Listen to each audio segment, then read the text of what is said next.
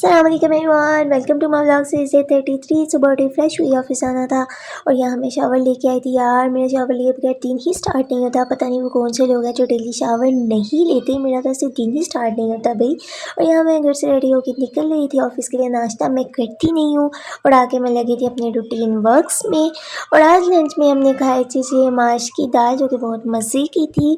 और शाम में आज मैंने चाय भी पी थी, वरना मैं चाय नहीं पीती।